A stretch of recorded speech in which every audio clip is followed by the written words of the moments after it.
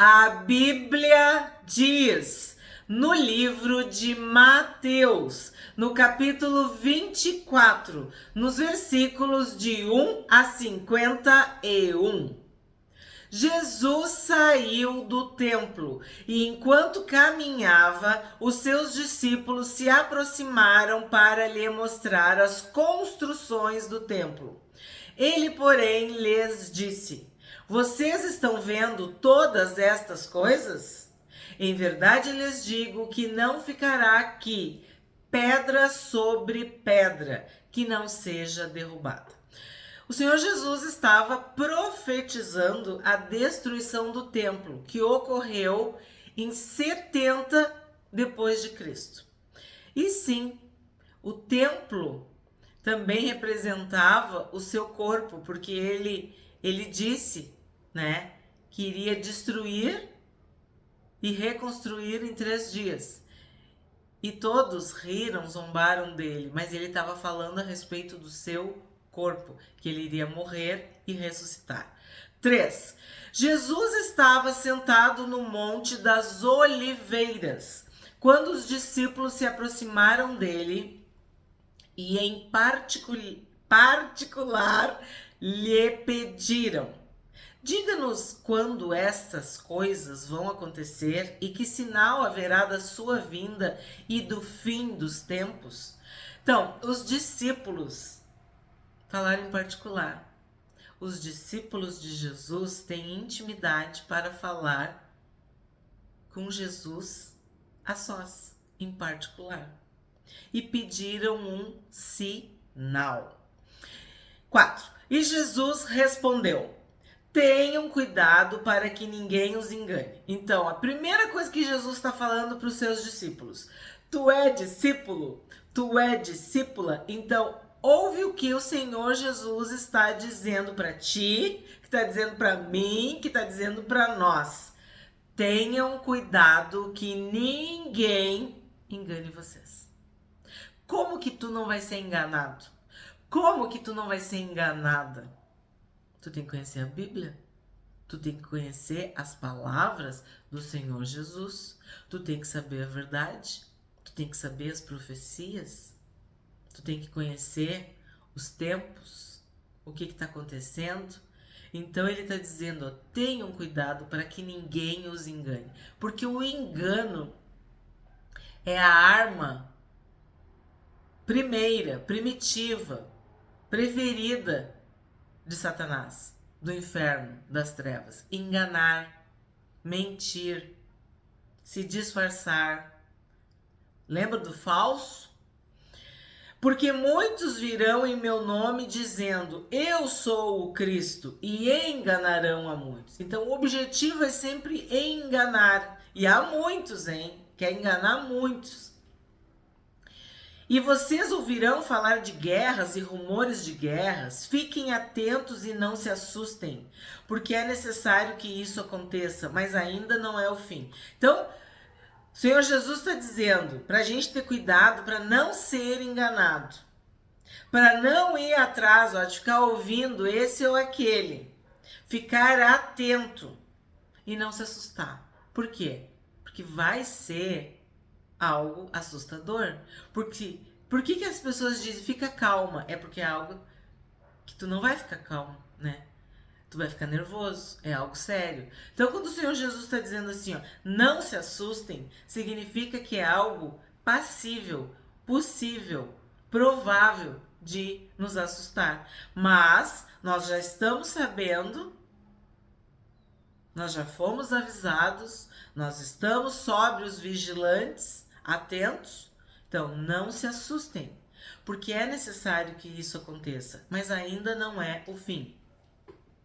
Porque nação se levantará contra nação e reino contra reino. Haverá fomes, olha o plural, terremotos em vários lugares. Porém, todas estas coisas são o princípio das dores. Nós precisamos entender isso. É o princípio das dores. É o alerta, é o sinal que os discípulos estavam pedindo. Então, qual é o sinal? Fujam do engano. Lutem contra o engano. Não caiam no engano. Não se assustem. Não fiquem apavorados. Não entrem nessa. Lembra na pandemia? As pessoas morriam mais de medo, de pânico, de ansiedade, de desespero, de loucura, de tormento, do que mesmo do vírus. Houve uma mentira, houve uma narrativa, houve uma história assustadora que deixava as pessoas em pânico. E nós não temos o espírito de medo. O Senhor disse: eu não dei para vocês esse espírito.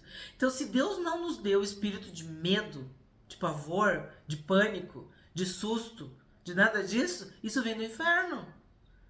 Então, tu tem um medo normal, a gente tem que ter medos, né, normais, de sobrevivência, de prudência, de cautela, de cuidado, de sanidade mental. Mas o que passa disso não é de Deus. O medo que paralisa, o medo que tu fica louco, que tu não consegue raciocinar, o medo que faz com que tu te coloque em perigo, enfim, o pavor, o pânico, né? Jesus está dizendo, ó, isso é o princípio das dores. Então, não se assustem, porque a gente vai ter que ficar firme. 9. Vocês serão entregues para serem maltratados e eles os matarão. Então, Jesus está falando, ó, não é para tu te assustar, mas tu vai ser maltratado e vocês vão ser mortos. Tu consegue entender a loucura? Isso aqui não é fé. Eu não sei o que é. Como que tu vai não te assustar diante da morte e diante de maus tratos? É pela fé.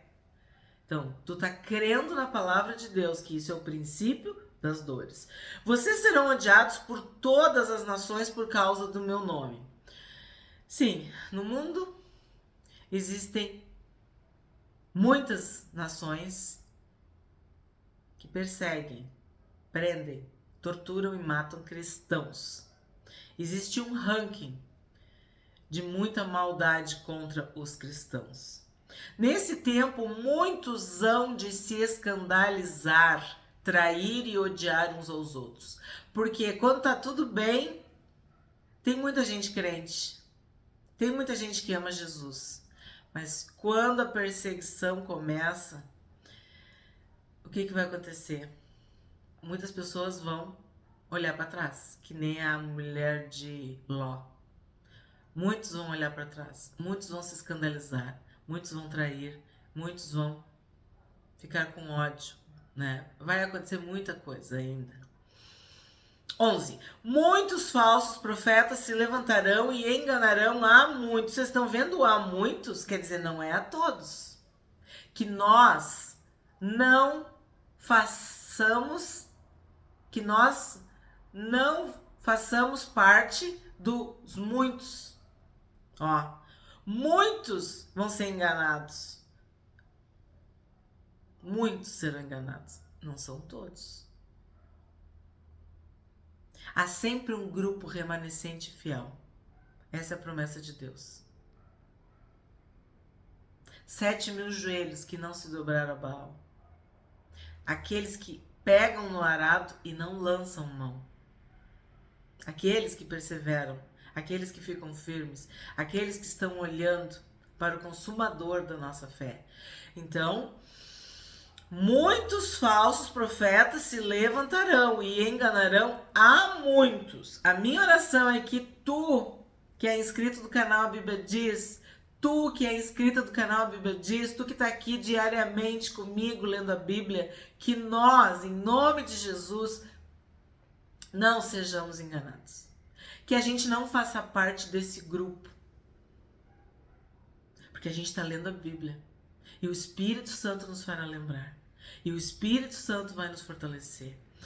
O Espírito Santo nos ensinará.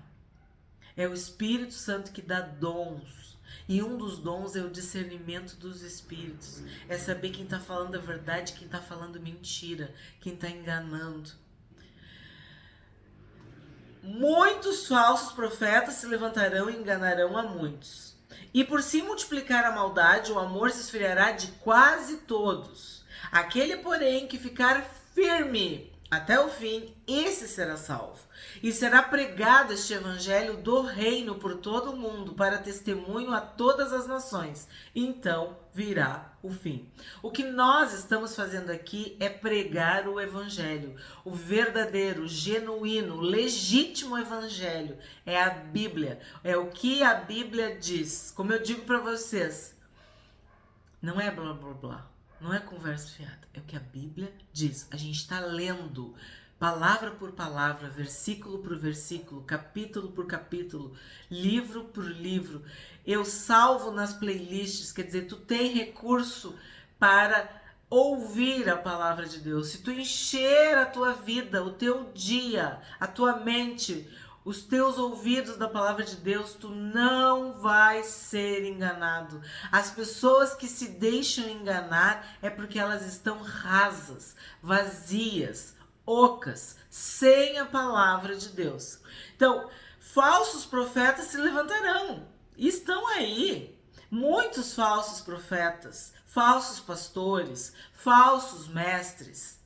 Homens e mulheres que mentem, que enganam, que pervertem a palavra de Deus, que mudam, que dizem coisas que não estão na Bíblia. E aqui tem um segredinho, né? A maldade vai se multiplicar e o amor vai se esfriar de quase todos. Então, é um quadro triste, lamentável. Mas é real. Nós temos visto a maldade se multiplicar e o amor de muitos esfriar. Mas o que resta para nós, filhos e filhas de Deus? Perseverar até o fim e pregar, anunciar o evangelho do reino. O que é o evangelho do reino? É a Bíblia. O que é o evangelho do reino? É o Senhor Jesus. São as boas novas da salvação. 15. Quando, pois, vocês virem situado no lugar santo o abominável da desolação de que falou o profeta Daniel, quem lê entenda. Então, Mateus está se dedicando desde o início a falar sobre as profecias que se cumprem em Cristo. E aqui nós temos algumas. Daniel 9, 27, 11, 31, 12, 11. Sabemos que se levantará o abominável da desolação. Então os que estiverem na Judéia fujam para os montes. Quem estiver no terraço não desça para tirar de casa alguma coisa. Eu leio esse versículo, não tem como não lembrar da enchente aqui. Pessoas que perderam a sua vida por causa de coisas, né? Estavam já seguras, né? No terraço, no telhado, num lugar alto. E quiseram pegar alguma coisa. E a onda, o rio, o vento, o rio subiu. E aí eu lembrava desse versículo. Quem estiver no terraço não desça para tirar de casa alguma coisa. Tipo assim, não vai dar tempo. A tua vida é mais preciosa que qualquer coisa. E quem estiver no campo, não volte atrás para buscar a sua capa. Ai das que estiverem grávidas e das que amamentarem naqueles dias. Porque se salvar e se cuidar e se proteger já é difícil, imagina ter que se salvar, se proteger, se cuidar com uma criança ou grávida, né? É muito mais difícil. Orem para que a fuga de vocês não aconteça no inverno nem no sábado. Então, tudo é mais difícil no inverno. E por que ele fala no sábado? Porque vai estar tudo fechado, né? Ele está num contexto de uma nação que guardava o sábado. Por que nesse tempo haverá grande tribulação, como nunca houve desde o princípio do mundo até agora, e nunca mais haverá? Não tivessem aqueles dias sido abreviados, ninguém seria salvo, mas por causa dos escolhidos, tais dias serão abreviados. Então, é real, é profético, a vinda, né, do abominável da desolação. O que o Senhor Jesus está dizendo para nós? Que a gente deve se proteger, deve se esconder. Assim como nós vimos em Provérbios, quem é prudente se coloca a salvo. Se esconde. Se coloca em lugar seguro. E sim, é uma grande tribulação. Aí a gente vai saber quem é de Cristo e quem não é de Cristo. Quem é de Deus e quem não é de Deus. 23. Então, se alguém disser a vocês, olhem, aqui está o Cristo, ou ali está ele, não acreditem. Eu comecei a rir porque, olha só o versículo, eu falei, e na mesma hora, muitos vão dizer para ti coisas em nome de Cristo, em nome de Deus, mas isso não é verdade. Mas tu leu na Bíblia, então tu sabe o que está na Bíblia. Tu está estudando a Bíblia. E não é só estudar. Quando eu falo estudar, meditar, ler, não é algo que é cognitivo, que é intelectual. Não, é espiritual. É a palavra que nos alimenta, é a palavra que nos sustenta, é a palavra que nos fortalece. E é o Espírito Santo que nos faz lembrar da palavra. Então, eles vão dizer, olha, aqui está o Cristo, aqui está o Cristo.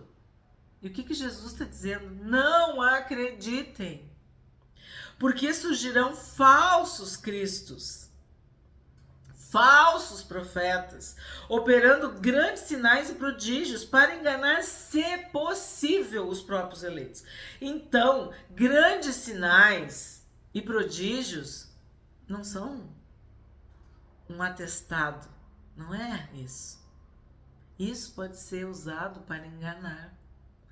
Nós temos que esperar e observar os frutos.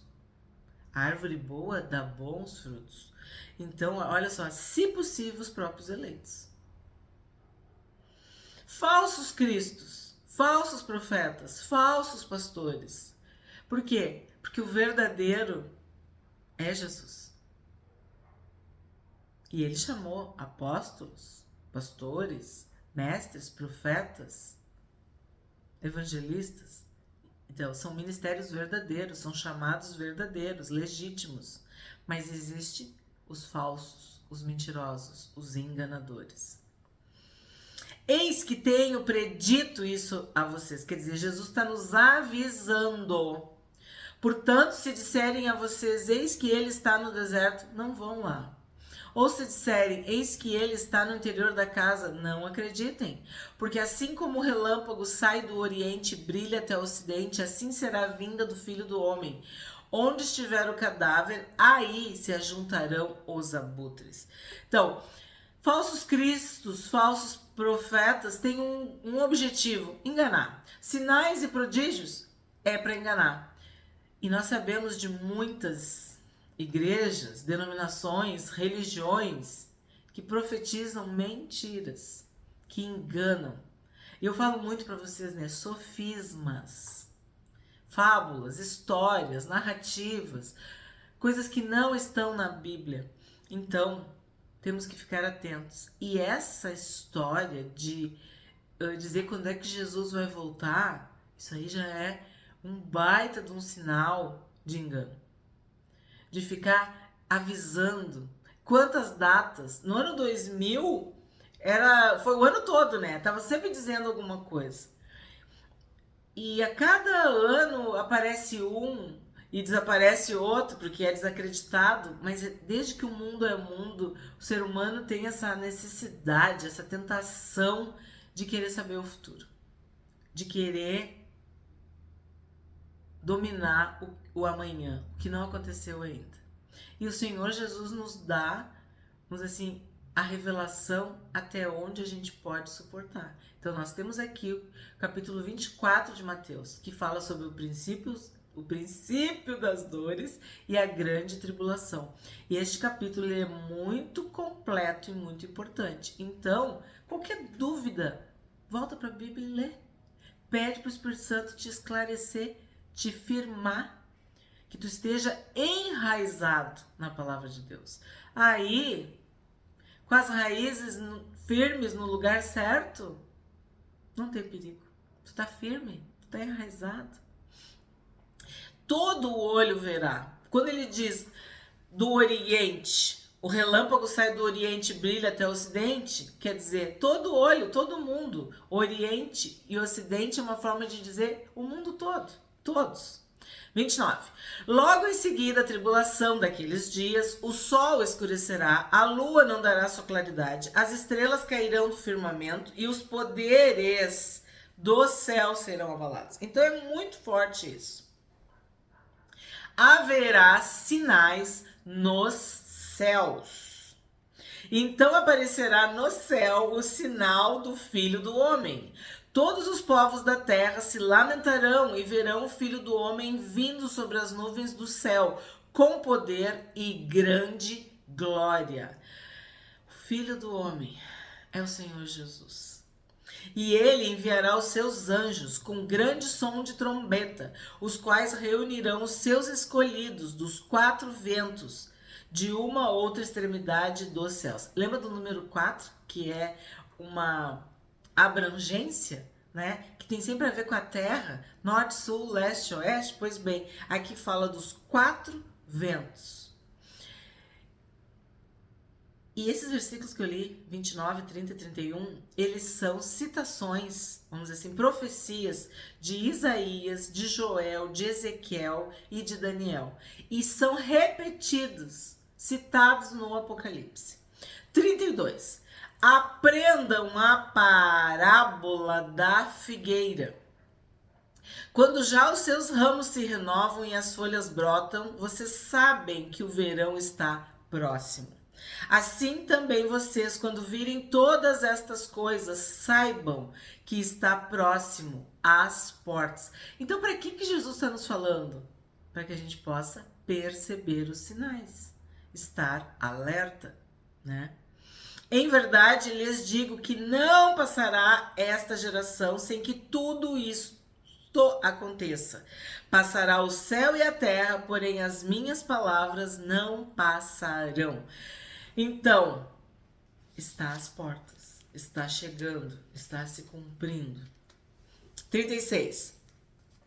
Mas, a respeito daquele dia e hora, ninguém sabe, nem os anjos dos céus, nem o Filho, senão o Pai.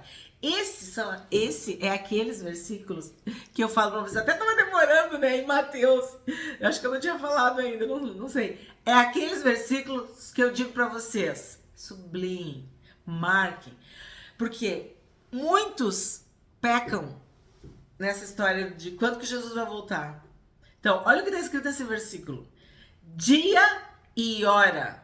Ninguém sabe o dia e a hora.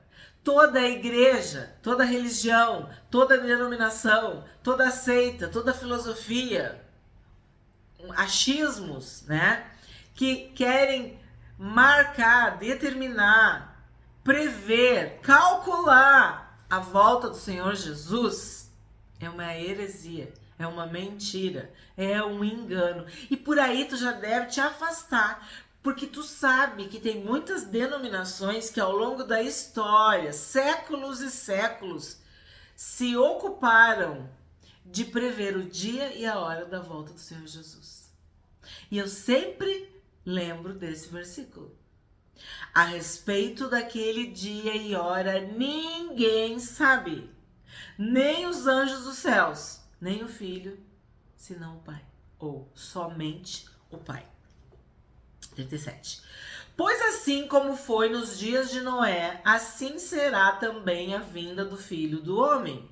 Pois assim como nos dias anteriores ao dilúvio, comiam e bebiam, casavam e davam-se em casamento, até o dia em que Noé entrou na arca.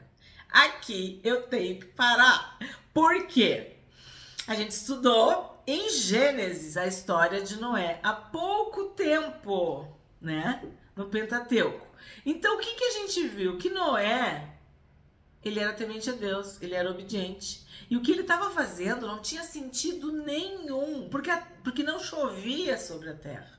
E todos blasfemavam, zombavam, ridicularizavam de Noé. E o que ele fez? Ele obedeceu a Deus. Então, quer dizer que tu vai falar coisas, tu vai viver, tu vai ser, e as pessoas não vão te respeitar. Elas vão zombar de ti. Elas vão dizer, eu tinha um aluno. Tudo bem que na hora que ele falou, eu até ri, sabe? Porque foi muito espontâneo e ele não era um mau aluno, ele era respeitoso. E aí a gente tava falando sobre a volta de Jesus, alguém falou, não sei, não me lembro o contexto. E aí, não, mas Jesus tá voltando. E aí ele falou assim, bah, mas tá muito longe, né? Ele tá vindo de muito longe, porque tá demorando muito. E todos riram. Então assim, as pessoas debocham e fazem brincadeiras. Ah, Jesus tá voltando. Ele tá voltando. Quer dizer que ele tá voltando porque ele não vai voltar, ele tá voltando. As pessoas fazem piadas. As pessoas dizem coisas muito feias. Muito erradas. Como foi nos dias de Noé. Como nos dias anteriores ao dilúvio, comiam e bebiam, casavam e davam-se em casamento, até o dia em que Noé entrou na arca. Então, comer e beber, isso aqui simboliza viver a vida. E casavam e davam-se em casamento, quer dizer, as pessoas, elas querem prazer, elas querem satisfação, felicidade, é isso que elas falam o tempo todo. Eu tenho que ser feliz, eu tenho que viver e ser feliz. Eu não tenho arrependimento de nada. Eu posso morrer amanhã. Quer dizer, comer, beber, casar e dar-se em casamento. Aqui tem duas coisas. Casar é o que Deus mandou. Dar-se em casamento é um outro sentido. Pessoas que estão vivendo como marido e mulher, mas não são marido e mulher. Que estão casadas porque vivem junto, mas não são casadas diante de Deus, segundo a lei dos homens e de Deus. Então, casavam e davam-se em casamento, quer dizer, estão desfrutando dos prazeres da vida de casados sem serem de fato casados. Então, casavam e davam-se em casamento, até o dia em que Noé entrou na arca, e não o perceberam, até que veio o dilúvio e os levou a todos. Assim será também a vinda do Filho do Homem. Hoje em dia, as coisas estão exatamente assim. As pessoas fazem o que elas querem. Não há mais certo, não há errado. Não há o que é proibido, o que é permitido. Não tem moral, não tem ética, não tem padrão, não tem tradição, não tem nada. Cada um faz o que quer. E o Senhor Jesus vai voltar e eles não vão perceber. Isso que é triste. Porque eles não acreditam nessa história, né? Como nos dias de Noé. E não o perceberam. Tem gente que tá olhando para tudo que tá acontecendo no mundo e não tá percebendo, não tá discernindo.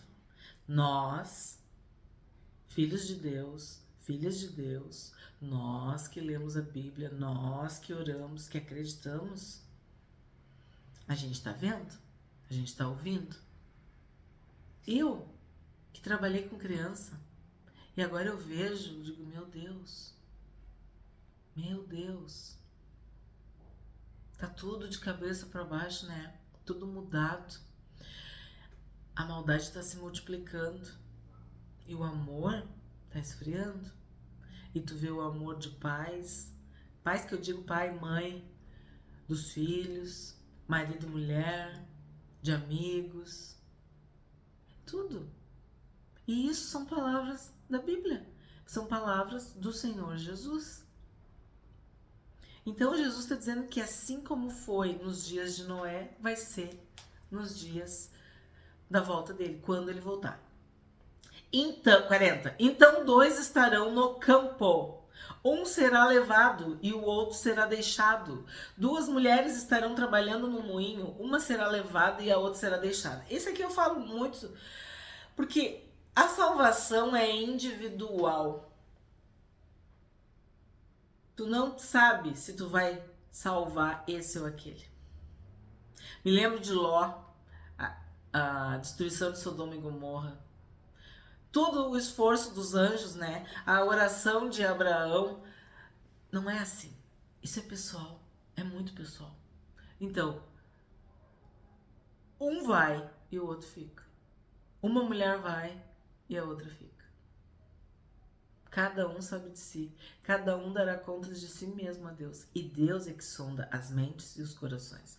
Deus que sabe os que são dele e os que não são.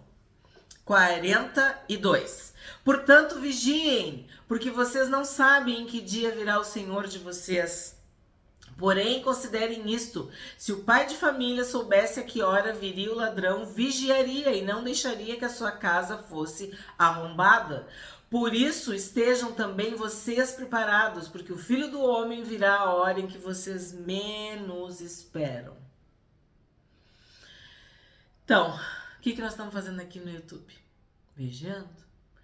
As pessoas estão perdendo seu tempo com bobagem, com besteira, com entretenimento, com coisas ocas, vazias, sem sentido nenhum, que não glorificam a Deus, que não fortalecem o espírito. Nós estamos aqui lendo a Bíblia. E eu agradeço a Deus pela vida de cada um de vocês que estão lendo a Bíblia, que estão vigiando. Porque quando a gente está lendo a Bíblia, nossos olhos estão sendo abertos, nossos ouvidos estão sendo abertos, o nosso espírito está cada vez mais preparado, pronto. O que Jesus está dizendo? Vigiem, estejam preparados. 45. Quem é, pois, o servo fiel e prudente a quem o Senhor deixou encarregado dos demais servos para lhes dar o sustento a seu tempo? Bem-aventurado aquele servo a quem seu Senhor, quando vier, achar fazendo assim. Então, olha que bênção, nós queremos ser esse servo fiel, essa serva fiel, prudente, bem-aventurado, abençoado, que está de olho aberto, que não está dormindo, que não está anestesiado, que não está se deixando levar. Bem-aventurado aquele servo a quem seu Senhor, quando vier, achar, fazendo assim, fazendo o quê? Vigiando, atento, preparado, acordado, desperto, com a palavra no seu coração. Em verdade lhes digo que ele confiará todos os seus bens.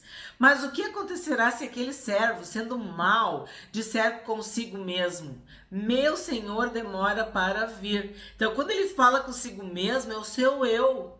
E um servo fiel, prudente, bem-aventurado, abençoado, ele não tem mais eu. Ele já morreu, ele já renunciou, ele já se negou a si mesmo. Ele quer fazer a vontade de Deus, né? Ele é um servo. O que um servo faz? Obedece o seu Senhor.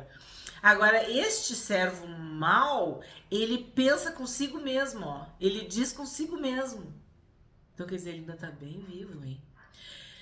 Meu senhor demora para vir e começar a espancar os seus companheiros e a comer e a beber com os bêbados. Virá o senhor daquele servo em dia em que não o espera e em hora que não sabe, e irá aplicar-lhe um castigo severo, condenando com os hipócritas. Ali haverá choro e ranger de dentes. Então, assim, o que eu destaco desse trecho? Que há um servo fiel, prudente, bem-aventurado, abençoado, obediente.